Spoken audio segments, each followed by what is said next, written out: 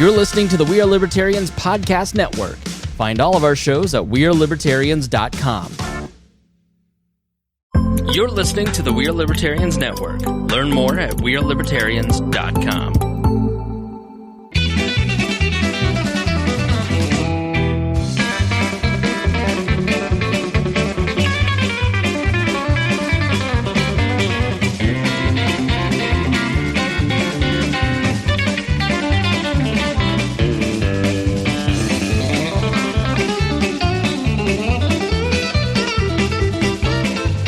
Welcome to the Boss Hog of Liberty podcast. This is episode number 430 of the Campground's favorite podcast. Jeremiah Morrell here, joined by executive video producer, audio engineer, and a man who walked to the studio because he's that green, Mr. Zach Burcham. Good evening.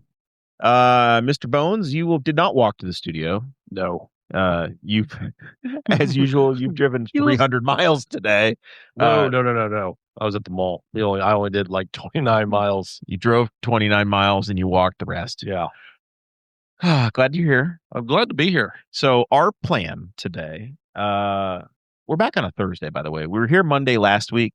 So there's been a 3-day longer gap than normal, but it feels like 3 months. Check Patreon for that one. Yeah, check Patreon.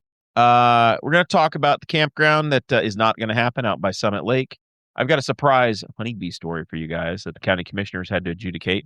The big news is that the Gary Bears might be the Indiana Bears very soon. I have a bit of a complaint. And then we're going to talk some sports. Daytona 500 and the Olympics. Daytona 500. Including an update on our guy, Presley Sorah. Yeah. Shows about our lives in rural Indiana, here to push your boundaries and make you think as individuals. Sometimes we'll provoke you, other times we'll make you laugh, but hopefully you'll always learn something new. You referenced the Patreon. What do you think people will learn in that Patreon this week? Life's not all sunshine and rainbows, but it always kind of works out in the end. Eventually, as long as the toilet's flush and things leave, it turns out fine. Yes. That's what we've learned. I got to say thanks to some folks. Absolutely. Those people would be Jonathan Phillips, now at Ed Martin Honda in Indy. Right there in Indianapolis. We got Blake Reese over at Varsity Outfitters. We got Tommy Oakes hooking you up with that nice new RV at Walnut Ridge RV. We got Pops Recycle down there in Rush County. And then we got Morrell Monument Cleaning also in Rush County. Yep. They'll service all of East Central Indiana. And so if you're a patron, what do you get? You get you get the show notes. You get the show notes dropped into a special Facebook group that you get yourself added into once you join. You get an RSS feed that's private. You put your little podcatcher out there and you get the Patreon edition of the show. Zach, what did we do? 20, 30 minutes this time? Oh, yeah. It was a good nice show. It was a good nugget. Yeah. We had a lot to say. Yes. It wasn't like 6 minutes of ticking the box. It was a super serve. That's why we're later now. I'm not gonna lie, people. If you want to feel better about your life, check Patreon. Check Patreon. You also get an email. When that drops, you get an email directly to you saying, hey, it's here. You can go get it. It's a higher quality, too. We make it a higher quality audio thing. That's the way we try to serve you. And you get to be our friends. Here's the plan. We're going to get right into it. All right, let's go. The county commissioners, they are like the executive branch for the county. You know this now because you've been around. I know this. I know, and I'm involved. There are 3 of them. By the way, you had how are we doing on your New Year's resolutions? We're doing well. Smoking? We had 1 today. The last 2 days I had 0. So that's a great week. Yeah. I think I may have taken up smoking this week if I had a pack. Let's go. Let me have the rest of what you got, buddy. You seen a doctor yet? Not yet. It's scheduled. It's scheduled, but it's not happened yet. Man, you're killing it. You're involved. This is good. So far, if the solutions were a 1 or a 0, I'm a 1. You're right there. Yeah. All right. We're a passing grade. All right. Now. He's doing it. He's doing it, folks. And it's damn near March. Mm-hmm. We're almost there. All right. Did we talk about this? I feel like we haven't done any shows, even though we've done shows. There's a campground that was proposed near Summit Lake State Park. We touched on the subject. And it made it through the planning commission by 1 vote. The county commissioners said no to this plan by a vote of 3-0. I'm a little surprised that it got shot down. Property touches Summit Lake. And I think I understand why they said no, but essentially it was going to be a private campground about a mile off of US 36. They wanted to rezone to like a commercial business or highway business. Highway business, yeah. And there were two big sticking points to this that made it not really a feasible parcel. One, Messick Road isn't a highway, so theoretically it shouldn't be a highway business. That said, it's to be a campground and it's sitting right next to a campground. So I feel like you could argue that point. That one to me, Zach, was like, man, it's kind of a rough interpretation. It is not going to create any more or probably any heavier traffic than its neighbor. Right. You've got fishing boats and campers coming in and out all day, every day into a campground. And they've got pull-throughs in a big open area at Summit Lake. So you go there and there are big rigs that roll in there. So it's not like the state park can only handle a 25-footer and this campground's going to bring 40-footers. You can bring your big-ass diesel pusher in. There's 40-footers in the campground at the state park already.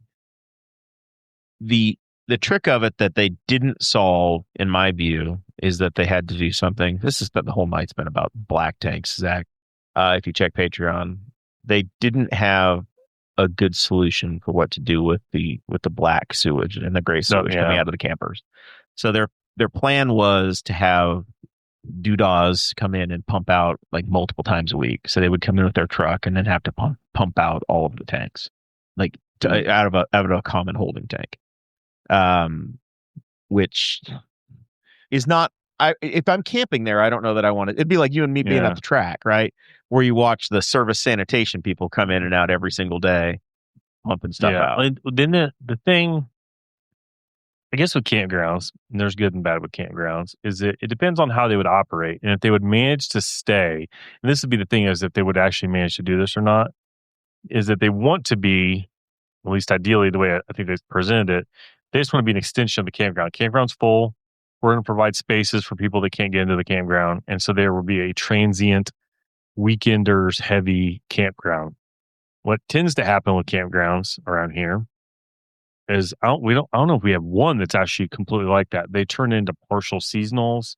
But if you have the weekend crowd, they pack up and all their stuff leaves. They pack up all their stuff. So that means that all the campers, if you have whatever sites, 80 sites, average 30 gallons of black thing, they're all going to dump their tanks within about a 4 to 5 hour window on a Sunday afternoon. So you're going to have the capacity to handle all the rigs dumping at one time, because that might be exactly what they do. So, but I think the key would have been if this campground had found a way to tie in to the wastewater treatment plant at the lake. There's a water treatment plant at the lake. If they could have gotten to that, then this makes sense to me. Otherwise, I kind of understand the hesitancy to have them pumped out constantly. And I heard them all say it's not a real big lot for as many campsites as they wanted. It didn't get brought up. I do have curiosity as if it came into play.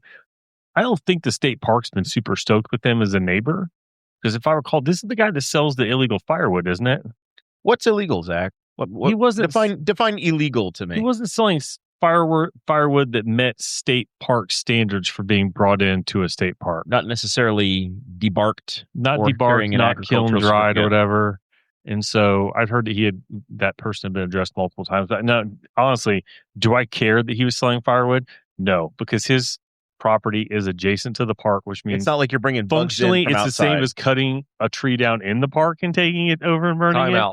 Time out. As not a camper, there are legal firewood and non-legal firewood. They very much took the Emerald Ash Borer rules, and just, even though the Emerald Ash Borer, we've lost the war for the ash trees, but the state parks found that if people can't bring in their firewood, it's a revenue source. It's $7 a bundle. And I've mentioned on the show a bunch of times, those bundles of wood last about an hour, takes about 2 to get your fire started. So you're looking at about $6 an hour plus a $6 starter fee to keep your fire going. Now, not every state park is very particular about your firewood coming in unless you're kind of blatant about it. Some are more stingy than others. You can bring your own firewood in. It has to either has a certificate saying that it's in compliance, or it has to be debarked. So, oh wow! So, and that's a rule in some places. So we had to sneak in firewood then. Some parks don't care too much. I'll be honest, I've never been asked at Summit Lake. Some parks do. You roll into Prophetstown, they will ask you if you have firewood. And You got any firewood? my brother had some confiscated, and there's a bin at Summit Lake for confiscated firewood. So, in theory, they could, but There's someone go around checking. I don't. I think that's how they call it my brother. But then you'll see guys. I'm sorry for getting off topic here. No, this is what the show's for. You'll see. I haven't seen anybody get caught in a while. My brother answered the question honestly and just said, "Yeah, I'm a dumbass." yeah." But and they felt genuinely bad. They said, "Hey, man, we're really sorry. You can burn what you can tonight, and then we're taking whatever's left." And I think they gave him like 3 or 4 bundles of wood in consolation. So they gave him some free firewood. Okay. So I think they're genuinely nice about it. They said that park, they're like, we legit have some bug problems here. So we are trying to keep that under control. If I've seen the other ones really enforce it, I don't know too much. The trick of it, if somebody were to play the game, Mr. Bones, if somebody were to play a game, you could theoretically, there's call it a certificate that comes with every bundle of firewood. A guy could keep certificates from a bunch of legitimate bundles of firewood. And then a guy could bring outside firewood in.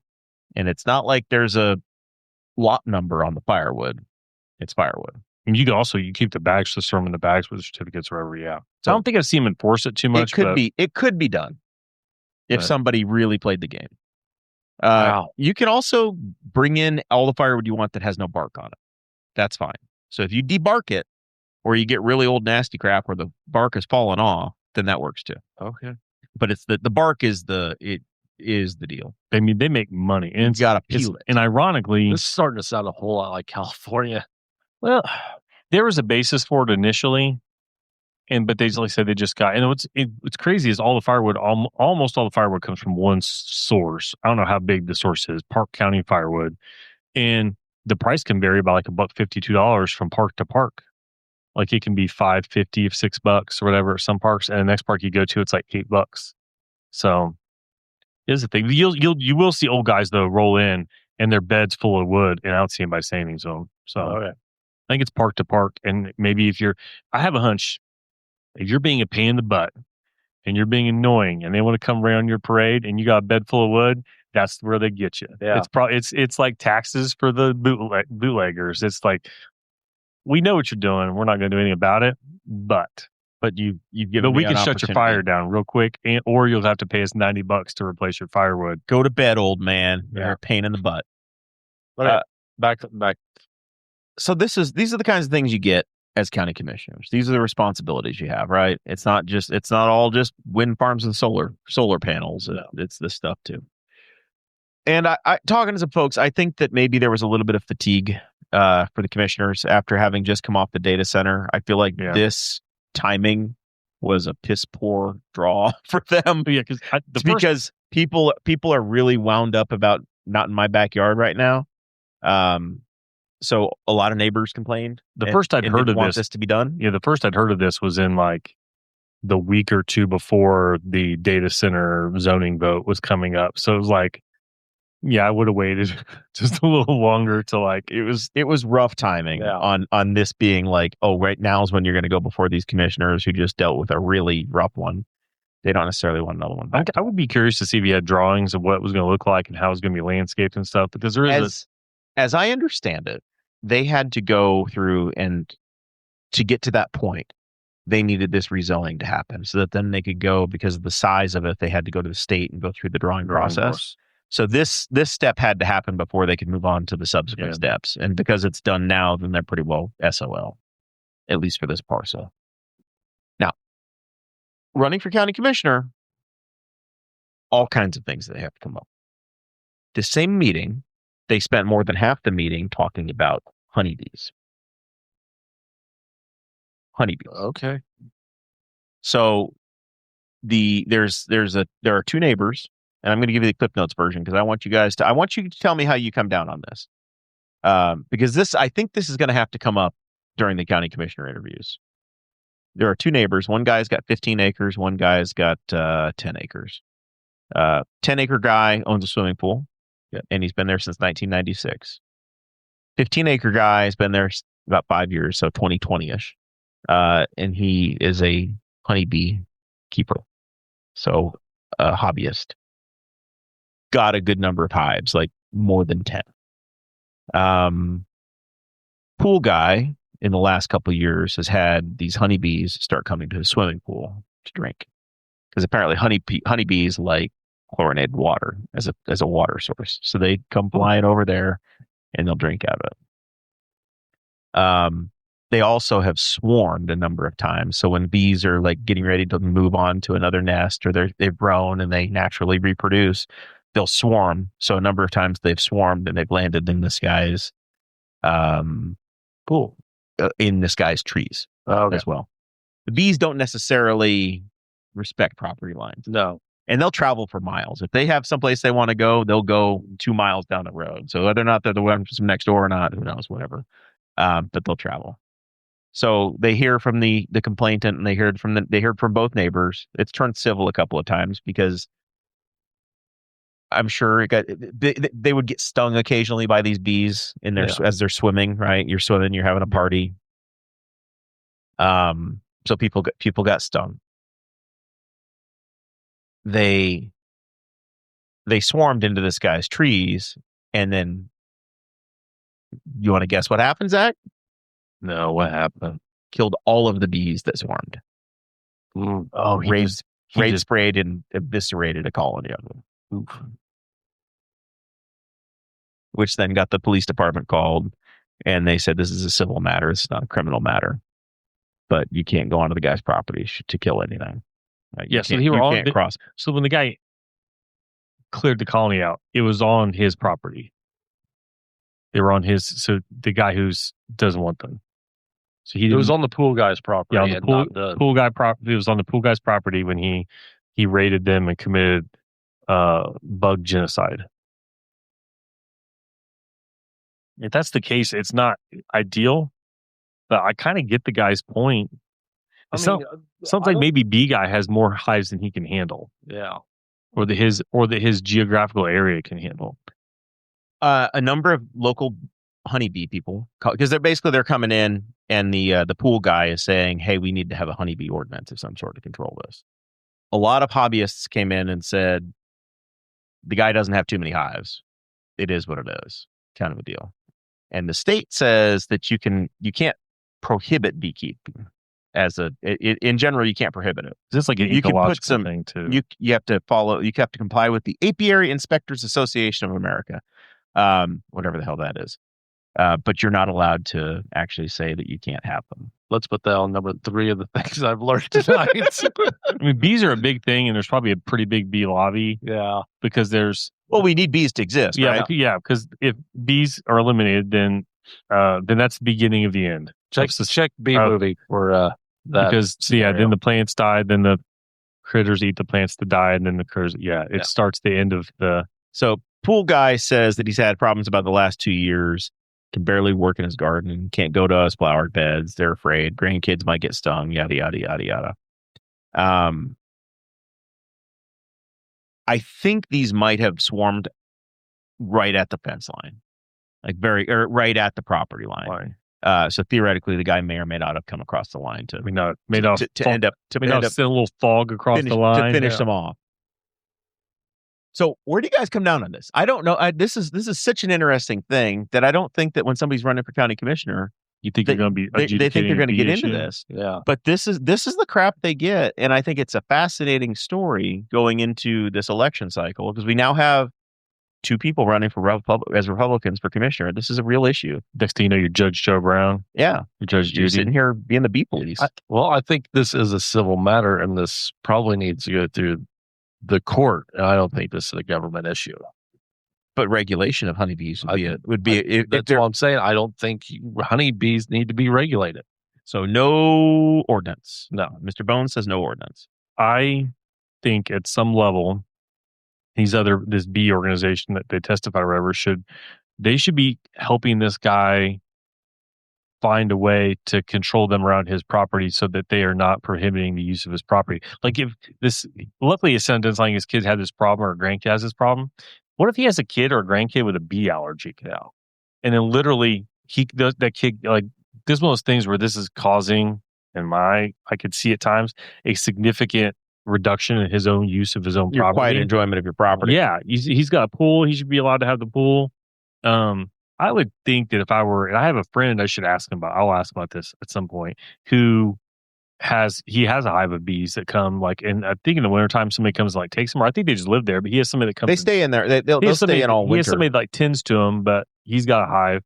I don't hear of him having this problem, but I would try to kind of be very helpful to my neighbor so that my hobby didn't impact their lives that negatively. I'd feel real bad. Oh yeah. If I had, the beekeeper guy says he tried to offer him honey, and the other guy basically told him. No, he doesn't want honey. He wants to go for it. Like he wants you to build one of those Florida cages over the top of his pool so he can use his pool or something.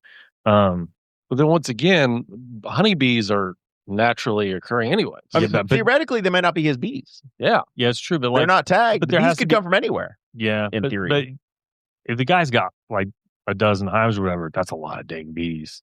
Like I've never seen a swarm of bees in town. So if this guy's just getting him coming to his house or whatever, and I think when they swarm, he could like come out, and they're just like, there could be a corner of his house just covered in bees.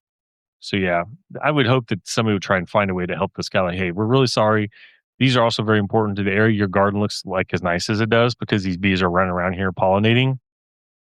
So like, here's some plants that you can plant around here that they don't like and that they'll chase them off or something like that, and try and help the guy out. Because yeah, that is a thing where if he can't go swimming without getting stung, I've only been stung twice in the last 20 years. It sucks for like a few minutes. It really sucks. Yeah. So I would hope that they try to be nice and not, here's a jar of honey. It's like, here's what we can do to help so that this doesn't, or like, call me. I'll come take them. Like, I'll come find a way to deal with them if they are causing you problems. This might be a question though for the 12 prosecutors. Running well. No joke. Steve Dellinger is quoted here in the Courier Times. We'll wrap up the bee story with this. Dellinger said, "I never thought I'd be asked to be the bee police. To me, trying to round up bees or regulate where they go or how they do whatever it is like telling everybody where a tornado is going to come. But I also believe property owners have reasonable expectations for using their property. Yeah, I'll be honest with you, if Mr. Pool Guy." If I were you, I'd be upset that I had that many bees on my property too. I think we need to look into this. I understand not wanting an ordinance, but I also understand you have a reasonable expectation on your property. We'll have to review this and see what our options are. Nice political. Yeah. That's a very political answer. But yeah, I get both sides of it because bees are super important. There's been a big push for bees because I guess at one point we had a bunch of pesticides that were like obliterating the bee population. And people like this guy who's got the bees are important, but man, I'd be ticked off if every time I went out to my pool, I was getting stung. That would really stink. So yeah, I didn't even know that would be a thing that the commissioners would get. I feel like this is a movie. Yeah. Like, this is like Aaron Brockovich. This is Grumpy Old Men. Yeah. 5. Like this is the summertime. Apparently the tree is something they like that tree. So that stinks. Yeah. Well, and apparently it's like imprinted behavior. So once one generation of bees is like, we go to this pool, then they just freaking teach each other. No idea. So it's bees like chlorinated water. Yeah. That's a weird thing. I'm surprised it doesn't like hurt them.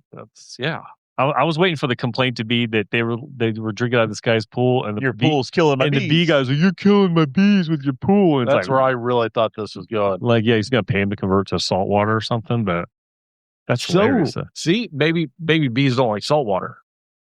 And you do convert the pool to salt water. No, it's salt. It's the same thing. They get the saltiness out of it. You know what chlorine is? Yeah. I mean, it's a chemical though. It's the Cl. Yeah. In salt. Yeah. But table salt doesn't burn me in a high concentration, I don't think. Well, a little bit does. Pour it on an empty wound.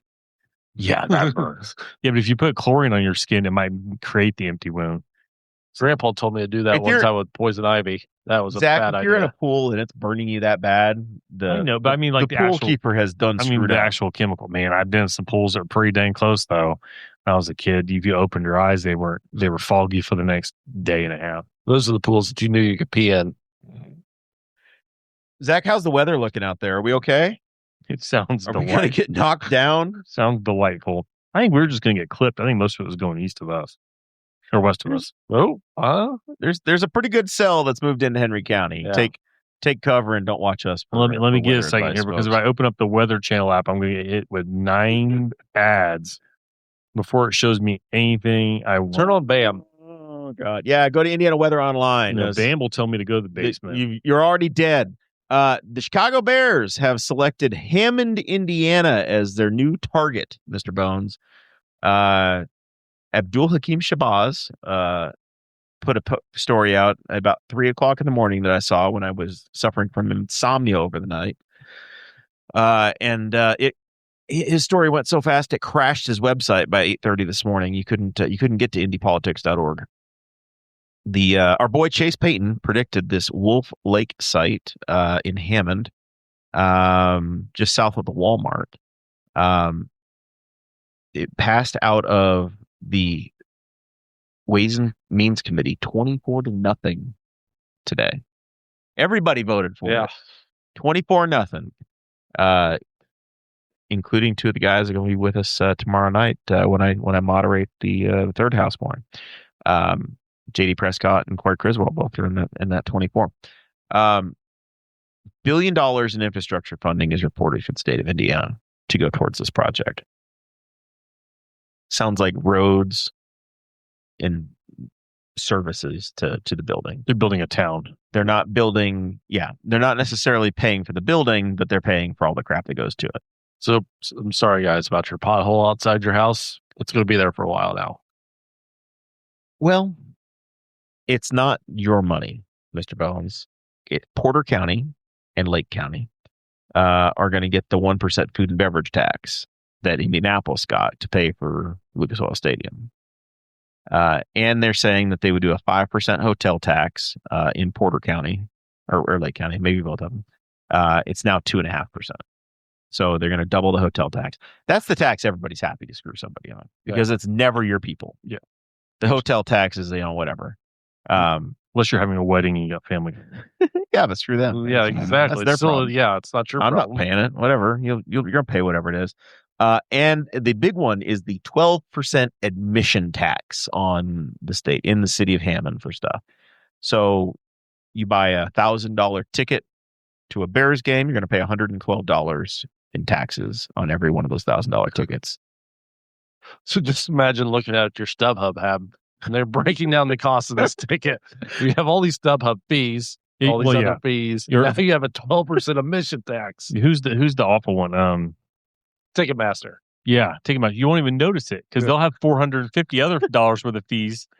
Like your $1,000 ticket. Don't worry, guys. It's only going to cost you $1,850. The Bears are going to pay $2 billion for the stadium itself. So roughly $3 billion. I mean, it's a good, in my view. If you can get an NFL team, the $1 billion is worth it.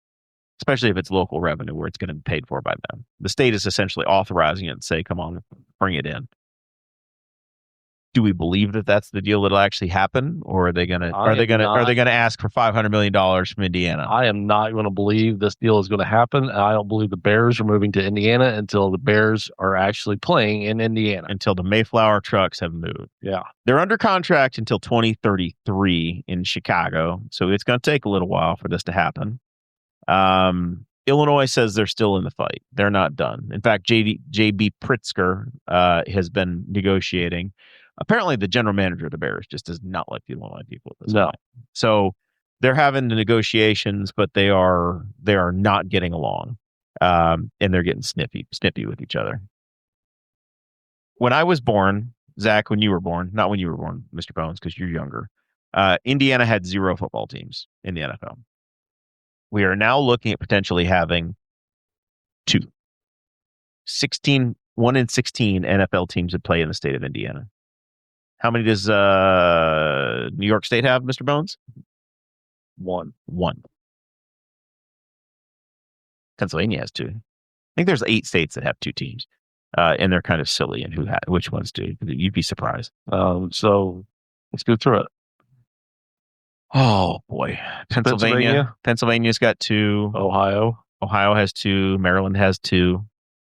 New Jersey has 2. Florida has 3. Texas has 2. California has 3. Something like that. Missouri has 1 right now, but they used to have 2. They're going to be at 0. We'll be 0. So yeah, that's So it's not really that goofy of states. It's kind of the states you would think. correct. Indiana would be the outlier, and Missouri was. Yeah. Especially now Missouri is on the opposite side of this problem where they're going to go from 2 to 0. That's bad. I think we need to try to get Lawrenceburg to get the Bengals. Go for 3 and be the ass kickers here. The Lawrenceburg Bengals. That's the dream. Right on the Ohio River, within view of the power plant. Or be closer to the airport or the distillery. Oh, right there next to. We could be the whiskey capital. We could be the casino. We could have the distillery. All right there. I won't say the other things are kind of right there. My God, there's racetrack. I mean, there is a racetrack. Cincinnati doesn't even have their own airport. Their airport's not even in their state. Kentucky. It's in Kentucky. It's kind of the same way with New York, though. I mean, everything's kind of New spread out. New York has 3 airports. 2 of them are in New York City, and 1 is in New Jersey. Yeah, I imagine that somebody is panicking because I can't help but think that there is an actual. It's not like, oh man, that's a bummer, we're losing that.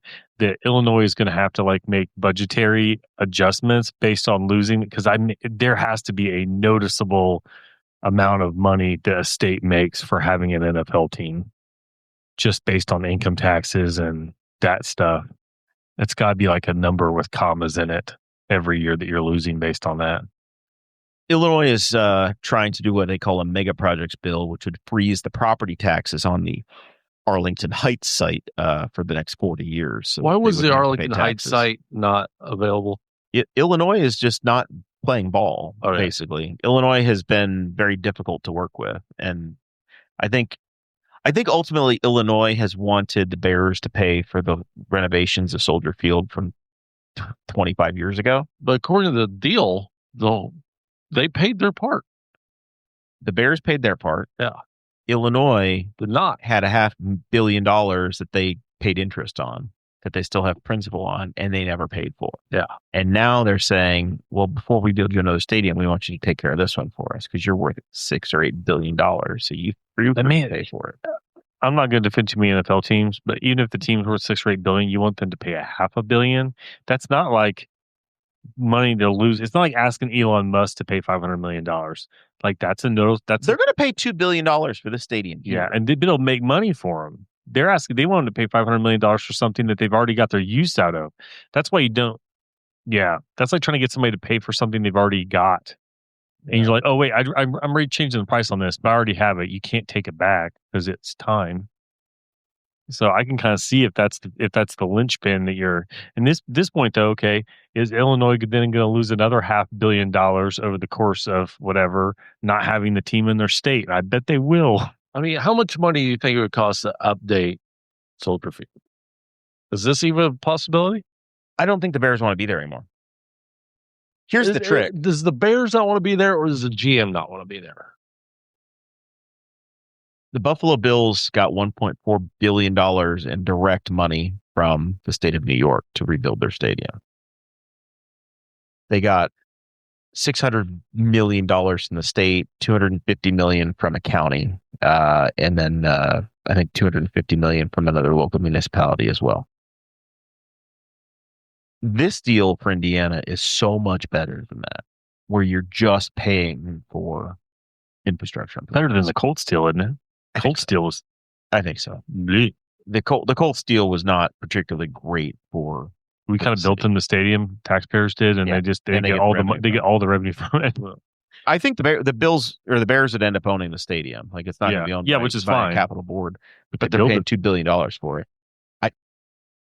That's a pretty damn good deal for Indiana if they can get it done. That's my view. Zach, are you like out of the hell with it? Whatever, who cares?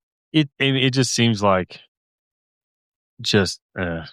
our relationship with Illinois just seems to be a real dumpster fire. Well, that's the other thing is even going back to Mitch Daniels would just take swipes at them whenever he could. I feel like this is just us like, oh, hell with them. We were dangling, stealing counties from them, and instead we stole their football team.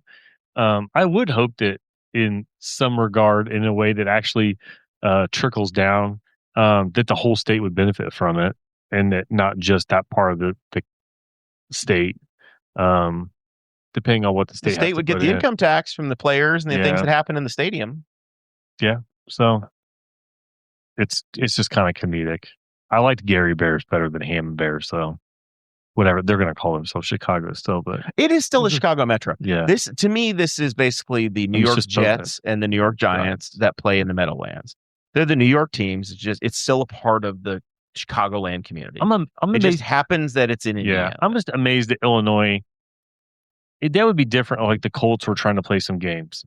The Colts can't build a stadium in Indianapolis, or in the greater Indianapolis area that's outside the state of Indiana. They don't have any other option. Chicago obviously has options. They I mean, technically, you've got a 75. You could probably go north enough. Yeah. They have two states. But they could never be in Wisconsin. The Packers fans would kill them. They have a 75-mile exclusive radial zone around the city. The Colts do too, where the Colts cannot market up there. They can't send their cheerleaders. They can't go do promotions. They don't buy billboards. They won't be on television. 75 miles around Chicago, which includes the region, is the Bears territory. So to me, it's just great. Like this is such. And I know Chase is not that happy about it. He's like, the Bears should be in Chicago. Period. I'm like, I'm with Chase. The Bears should be in Chicago. It is. I feel bad. It's a thing that I drove by downtown Indianapolis, and I saw Lucas Oil sitting there, and it is a bummer. Just as I like Indy. I like the way Indy's to see another football stadium built in the greater area of the city that they represent. So instead of in Soldier Field's in Chicago. I was in Nashville this week. They're building the new stadium on the site of the IndyCar track which is downtown Nashville, which is cool. And just to see another one where it's cool when your stadium's close enough that you can take a shot of the stadium and it's downtown. And the town's there. Yeah. And there's going to be another one where there'll be a town there. You'll have the skyline. Kind of. You'll be able to take a shot and see the Chicago skyline. You can see the skyline. And the Lake Dune State Park though too, but yeah. It's just kind of comedic. Zach, we could camp at Dunes, jump on the train, and take it straight to the Bears game. I have no interest in football. I went to one Colts game, and you realize that the NFL is built for television. It's way better to watch on TV than to go to the game, but they got that TV thing down. Yeah. It is a sport made for television. It's 100%. It's all rectangles. You don't realize it till you're there, and you're like, why are we stopped again? Commercials. Yeah. You don't get to see the commercials. So it's interesting though. It's kind of funny as a petty thing. The only time Indiana, our part of the state, will ever claim that part of the state is because we have the Bears. that happens. Otherwise, we forget they're part of Indiana. It's a big old thing. It's the region. Finger out to the state of Illinois. I thought we used to pick on Kentucky. We've moved on. We pick on Illinois. Kentucky's cool. They got bourbon. They got horses. They're kindred spirits. Their governor's kind of cool. And seems like he knows what the hell's going on. Reasonable-ish. The roads are good. Illinois is the one everybody just craps out on. All right. I was driving home from work today, and I looked out the window of my car. Thank God he looked out the window driving. And I saw this billboard, and I'm like, oh, Jefferson Shreve is running campaign ads. And I realized it's not a campaign ad. Mr. Bones, you paid for it. I did. Billboard says, Congressman Jefferson Shreve delivering for Indiana. Jefferson Shreve, member of Congress. Constituent services, shreve.house.gov. It's paid for by the congressional office out of his congressional budget. And these things are up all over the 6th district. What's happening right now, Zach? Who just signed up to run for office? Oh, I don't even know. Jefferson Shreve. He's running for re-election in District primary 6. Season's all it's primary season. And he's got challengers. So we are paying for these damn billboards to go out. Oh, and there's radio ads. I'm hearing radio ads too. And as long as he's promoting that it's for constituent services, Yeah. we'll help you with your passport or help you get your Social Security, whatever we can do is your constituent service, then it's perfectly legal and okay because they wrote the rules that say So Jim Baird, he's running radio ads and he's Yeah. like, "Oh yeah, we're doing great. You want to know more? Contact my office. Paid for by the office of Jim Baird or whatever. It's not paid for by a campaign office. You can listen. It's paid for by his congressional office because the way they're wording it, and it's very much a hey, it sounds like a campaign ad. vote for me and I'm going to keep." Because you know why? Jim Baird has a challenger in the primary. Yeah. Yeah. Craig Haggard, State Representative Craig Haggard is running against him. And you're hearing no ads from their opponent. The only ads I hear are incumbents, and they're those kind of ads. So that's what's happening so far. You also get the free, if you're a member of Congress, you get franking privileges. You know what those are? I have no idea. It means that they can send you a letter anytime they want to. Costs them nothing. All they got to do is put their name in the top right corner of that envelope, and that members of Congress get to send you letters. Number 4 of things I've learned today. So they can send you a letter and say, "Hey, Mr. Bones, just wanted you to know we've been working for you. These are all the bills. We're catching those Mexicans that are at the border and sending them back. You're welcome." You get those letters, don't you? They go, Or do they go straight in the trash? You don't straight in the notice. trash. I got one from a state rep today So those also come thanking me for completing my survey. Yep. We got 2 in the mail today at our house. So yeah. Incumbency has its powers. You wonder why we can't get rid of an incumbent in Congress? You vote them all out. Because you get a free freaking billboard whenever you want it. Daytona 500, or the ARCA 200 is really the race that we cared about around here. That was on Saturday. Mr. Bones, you tuned in. Did you have the popcorn? We had lunch plans because I didn't want to get out in the Valentine's Day rush. Did you make the whole family watch this thing? No, just me. Okay. So I was watching it before we had to leave for our lunch date, whatever, for Valentine's Day. And so I watched it, and I was literally like about ready to walk out the door. Then Presley Spun. got right front center of the TV. Like, okay, well, we go. Sarah was napping. It happened. I turned it. I cursed. Her nap was interrupted. I shared 18. What do you want to say? What'd you say? I think I said I dropped the 4-letter, and then I said, "What the hell?" Okay. Zach, you made a fine point that she shouldn't be napping in the TV watching correct. zone. Yeah, That's her fault. And people don't know This is not my fault. Jeremiah's TV watching zone is aggressive. It is aggressive. It is not like, hey, I think somebody might watch TV in here. Jeremiah has TVs. Yeah. He's watching multiple programs at once, and this is obviously where sports is happening. So yeah, I won't think I'd be napping there.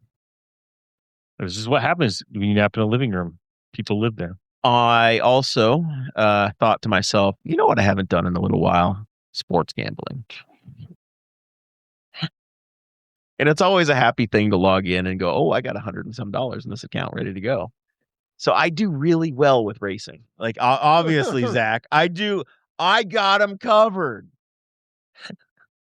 So I said, Daytona is like betting on marbles. Because you don't know what it's going to be. So it's an absolute, yeah. It's just, all you can do is go, well, this one, theoretically, this guy gets to the front, this guy gets to the front, this guy gets to the front. So my strategy in these every time is to go find somebody that's kind of a long shot. You put $5 on them and they'll pay out $250 to win. And then you just kind of hope it works out. And if it doesn't work out, you're out $15. Who cares? $15, $20, whatever it is.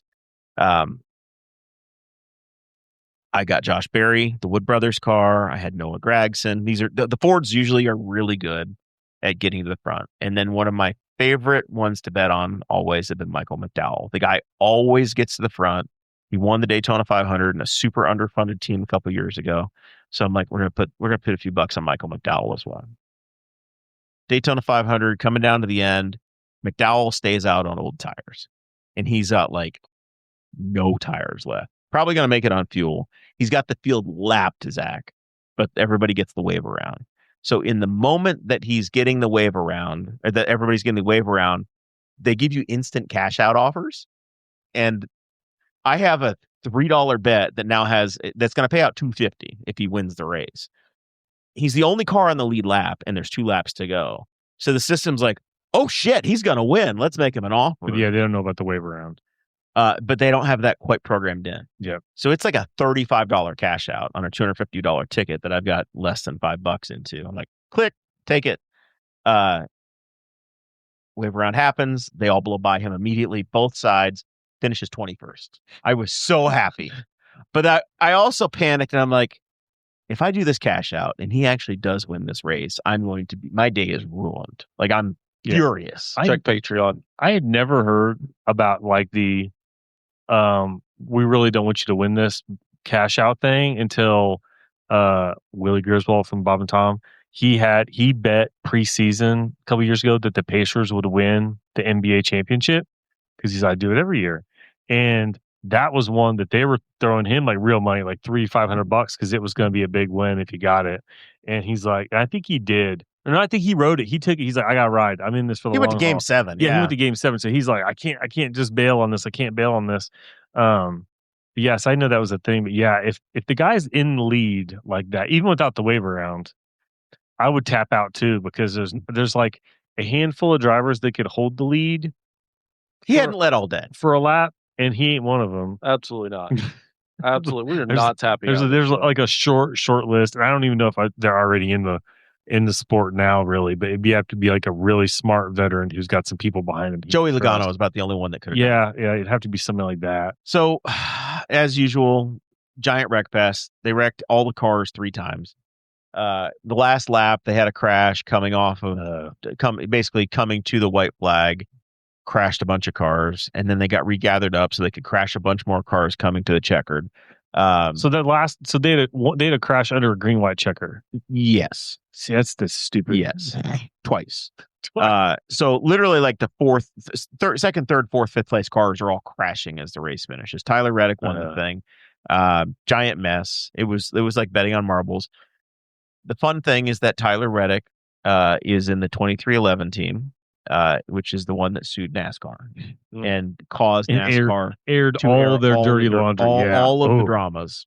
Yeah, some guys lost their jobs, or one guy stepped down. He got the Steve O'Donnell, who ran NASCAR, out of NASCAR, fired him because he called Richard Childress a hillbilly redneck, whatever. Who was Dale Earnhart's car owner. Yeah, I believe his car won the Xfinity, whatever it's called now. O'Reilly Xfinity Busch Series, brought to you by Comcast. I think I heard it. Yeah, yeah. It's like formerly the Woods like Cup. I heard that Geico.net. The winners for all the races were like antagonists to NASCAR in some regard in the last 12 to 18 months. It's been fun. So yeah, Michal Jordan won the Daytona 500. There were average viewership was over 7 million. Highest it's been in like the last 3 years. And as Jordan was out there getting the trophy, it was over 9 million people watching the race. Pretty good. He could not been any more happier. I bet he is, because he's been through. I bet he is very aware of the legal battle he just had and how sweet it is to then come in. You win. You've been fighting for that the whole time. I think he's just wanted a fair shake the entire time. I don't think that anything he was asking for was unreasonable with some of the stuff that they were getting with the charter stuff. And dude likes to win. And you know, also this happened this week on Tuesday. It's his birthday. Oh, was it? Yep. The only reason I know this is because Mrs. Bones' birthday is on the same day. They're birthday buddies. Wow, he's using Mrs. Bones as an official term. Let me see that left ring finger. Oh, it's empty. You left it at home. Yeah, it fell off. It sounds like hail is hitting the door outside the studio. There's a very specific kind of odd tinny ding ding ding ding ding. I keep. Oh my God! This show's got to end soon. I'm getting nervous. At least the water's getting a little bit more nervous now because guess who owns the building? Yeah. Waiting for the text from the tenant. Got the insurance. Yeah, great. That's just that. This is the week for it. Olympics. Zach, you been watching? Yes, I've been watching. I'm going to be honest. I'm a little frustrated about one thing though. I like curling. Who doesn't like curling? I like curling, but they're trying to burn me out because if you just turn on NBC, 20 minutes later you're into curling. Yeah. Doesn't matter what you turned on. And I try. I like the. There's a Norwegian who's Kleeb, who is absolutely obliterating cross country skiing. Yeah. He is, and at one point he made some news because he was on an uphill section. So he was going uphill on skis, doing 11 miles an hour. He was doing a sub 6 minute mile which I can't do running on skis So you going tried it with uphill. skis? Yeah, and every time you watch him Going at a uphill? race, he wins by 30 seconds to a minute plus or whatever. So I was trying to turn it on to watch him, and next thing I know, I like look down. I'm doom scrolling like most people my age. I look up, and we're back to curling. I'm like, I don't even understand. They must have So 8 different categories of curling between mixed and gender specific, Some of these and sports we have just and the- kind of the number made of up. people. Yeah. Because I think there's like mixed doubles, then men's and women's doubles, and then there's like a 3 or a 4 person team, maybe potentially. I don't know what's going on, but they're trying to burn me out. I do enjoy the Olympics. I tried to watch Monobob for Simona Di Silvestro. It turns out that I have to have Peacock to watch that, which I've canceled because they only went down to like the first. They show the 6. Americans and then like the fastest people. Yeah, the Americans and the Germans, and maybe the Swiss, because the Swiss are evil and they're fast. That's what Cool Runnings told me. And then they just move on and they immediately move on to the next round. Like they move on to a round that was 4 hours later because everything's on time the way. But though, did you guys see the dog? No. It was on the news. So a dog jumped in at the end of a cross country thing and ran like the last 100 meters of it. And the cameraman knew the assignment. He locked in on the dog and would just follow the dog all the way in. First of all, dog, loose term, wolf dog, looked mostly wolf. Maybe a hybrid. Yeah, or hybrid, but also nerdy owners because it was named Nazgul, which I believe is a Lord of the Rings reference, potentially. There might be another language reference based on where it's from. I think it was Czechoslovakian, but that was cool. The dog was a good boy, and he got treated well after that. But I've been trying to watch as much as I can, but whatever you turn on turns into curling. I'm not gonna lie, the women's speed skating is insane. I was a big fan of the women's speed skating. I love the Winter Olympics way more than the summer. Yeah. Speed skating's amazing. On the opposite. My gripe is it's not in North America. So the timing, as we record this, it's 8:30 Eastern time. They're all in bed. It's 2:27 in the morning. So there's nothing live. Yes. Everything happened earlier today. So what happens is you either have to be in the cone of silence and don't know and don't get push notifications about the big events, or you're getting the replay shows. And what NBC does is they just kind of whip you around for 3 hours. Yeah. And so you get all the highlights, which is cool if you're casual. But if you really do want to watch something, you've got to have that Peacock subscription. Yeah. Or if you try to avoid something, like try to avoid the Lindsey Vonn crash, they open up the segment with, hey, you missed the Lindsey Vonn crash. Here it is from 3 angles. And I'm like, I was trying to avoid that on purpose. I intentionally turned on something that wasn't it so that I didn't have to watch it. Yeah. That's the downside whenever it's in Europe or somewhere else, it's always like that. But Brazil was on our time zone. So Brazil, North America or South America. South America were good. Asia is also tough. Yeah. But as we're watching the highlights at this time, the Olympians though are finding a new way around things because we have got the new supply of condoms in there. They're knocking boots. Yeah. Listen, we had a shortage on they're not Valentine's Day. They're peak athletes in the peak of their careers. And a lot of them are not fully committed yet to people. So they've got opportunities. And they also let's throw a little numbers around out here. How many athletes are there? I think there were 10,500 athletes in Paris in 2024. I think it was a lot smaller number for this one though. 300,000 condoms. 300,000. Okay. Just wrap your head around that. Well, it's not just a 2-day event. No. There's some stamina involved in this. 2-week event. Yeah. All right. Plus, wouldn't you want to steal the Olympic condoms? Yeah. See, I think a lot of it is. I think some of it's like we're going to bring home and it's like going to pass these out to the family. So these are stocking stuffers. So for the Winter Olympics, there's about 2,900 athletes. Yeah. 2,800, and so far they have used 10,000. Yeah, they didn't have enough. They didn't bring enough. Do you have to turn them back in? Probably sell them. You have to get them tested. You get them fresh enough to probably That's test the it. drug test. Yeah, it's like getting a beach towel at a hotel or a resort. And I think that they've got the real beds. Was it Brazil that they had like cardboard beds? Yeah, and they're like, these aren't going to fly. It was a Summer Olympics. Yeah, they had Brazil. Yeah, they had cardboard beds, and people like this ain't going to hold up with the condoms being used the way they are. Yeah, but you have all those people around that are just testosterone driven, and a lot of them when they get done with their event, they're making future Olympians. This is also the first. The condoms don't help with that. But no, you're creating the next generation. But you can't have a hybrid of a USA and a Chinese. Olympian. They're mixing up anyway. Is there somebody being critical because we have an American-born athlete who's competing for China because their family's from China? Like Simona Di Silvestro is Swiss. Listen, the KKK would not be sliding happy for the with that Italian situation. Okay, but a lot of these athletes they get done with their event because it's a 2-week event, 2-week Olympics, and they're done early. This is the first free time they've had. Now it's party time. It's party time because they've been training for a decade for this, and now they finally get and they're in a secure area because I'm assuming that there's only certain people are allowed in the village. Yeah, and so they can party and have a good time. I think a lot of them are taking souvenirs though. Oh yeah, but people, if anyone wants to see Just bring a carry-on look of rubbers. Look at the women's curling team for the U.S. They all look like in mom's class. They got bored one day. Google though. I just forgot his name. He's a regular on Bob and Tom. Are they colored like these prophylactic devices? Not the women. Are they in the colors of the Olympic rings? That's I don't know. What they look rings like get bigger as it stretches out. Gold and depending on how much effort you put in, it turns gold, silver, or bronze at the end. They change with heat temperatures. Thank God we don't have a lot of African teams in the Winter Olympics. Yeah, there's a comedian. One size fits most. I can't think of his name. He calls into Bob and Tom, and he has a bit about don't hand out condoms. He's like, we want these people to reproduce. These are our best people, and we shouldn't be keeping them from reproducing. They can have a kid now, and it'll be super people. But the condom thing is always a big deal as to how many they use. It's a lot. Final thoughts, Mr. Zach? Slow news week. Okay. Listen,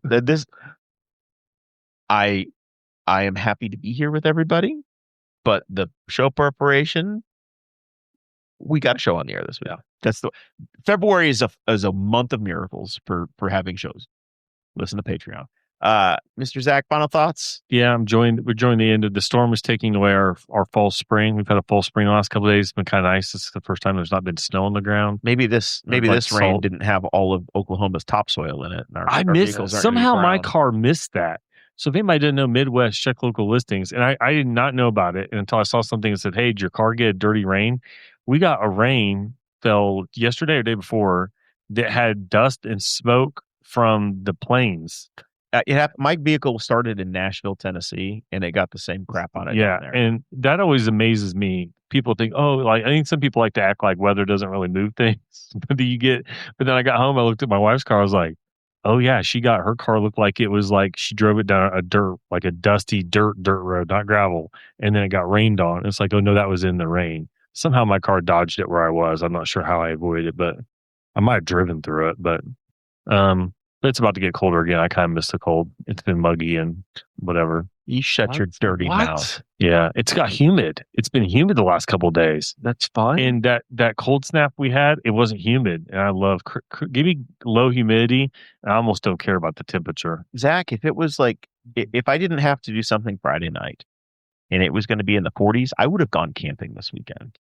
Oh yeah, I would have broken the camper out and gone. Yeah, there's nothing like an empty camper. Mine's winterized in a barn, so mine's winterized in a driveway. Take me half an hour to winterize it. I have to fix a wire I broke when I put mine away. Not in the mood. And my tow vehicle doesn't have taillights. So. Well, you don't need taillights when you're pulling the camper. Yeah, unless it gets dark, and it gets dark at 6:20. Oh, it's 6:20. Sunset today was 6:22. We're firmly in the sixes. Somehow January took 7 weeks, and in a blink of an eye, February is halfway over. So we're doing pretty good. I've spent 2/3 of February. I was going to say your February feels like it's been 7 minutes long. I've not been here. But January felt like 74 days long. There were 7 weekends. That is no joke. And I spent one of those in Florida. Yeah. Anything else we want to talk about, Mr. Zach? No. Do you have something going on tomorrow night? I do. I don't know if any of you are going to show up. Sure as hell no Zach's not, or Mr. Bones isn't coming. Be moderating the Chamber of Commerce Third House Forum. They reached out and made this a legitimate show, and we're really going to do it. Event's supposed to last about an hour and a half. I'm told there will be snacks provided. I'm not in charge of asking all the questions, which I was like, man, I'd do it, but I don't really want to do it that way. So there's going to be note cards, and people that want to have their question asked, I think you fill it out, turn your card in, and You have to be present. Who asks it? Do you have to? I'm the So moderator. we get to make you ask our questions. You write down what you want to hear. Zach, do we have to be present for our questions? I think Bones, you fill out your card. If you message me something, I might can be able to make something. But I can read your question. Okay, theoretically. When's your heart out? Told it's a 90-minute show. Oh, so there is a time limit. Yeah. Okay. So I think 6 to 7:30 is what we should expect. Some people have to event leave go. at 7. If I can get done, I might make it. I probably don't want to. I've had a busy week. We're gonna be at the W.G. Smith building, and there are snacks. Where's the W.G. Smith? At Memorial Park. Okay. It's a very nice, right behind the Doughboy. redone. Yeah, it's right there next to the Doughboy. Right next to the Doughboy. You got a nice view of the Doughboy out the window And the cannon. down onto it. In the lake. It's a beautiful park. Yes. That's my plan. Mr. Bones, final thoughts? Let's just go home. It's gonna be wet. Zach's gonna walk. Going to be very moist. I'm going to hit you At least it right. won't be I got a assumed I was going to hit you right. I got a feeling Mr. Bones can take Zach home. He'd be happy to do it. We don't have to do some stuff in the front seat. I got him. All right. Thank you guys so very much. Go enjoy the Olympics. Cheer on our girl Simona. She's in the two-man bobsled that starts tomorrow. I'm telling you, go get Peacock for a month. It is worth it because you can lock in on an event, watch the entire thing, and the menu is there where you just say, "Hey, I want to watch 2-person bobsled." Get the replay, watch it on your own time. You don't have to wait for NBC to play it. I think they've taken the commercials out of it, which is killer. Yeah. So sign up for it for a month and then get rid of it, whatever. But this is the time. Peacock shines right now. Look up the dog though. The dog. Everybody loves the dog. And the cameraman. Need a puppy story. Ace job. I think we're back next Thursday. Fingers crossed. We'll see y'all then.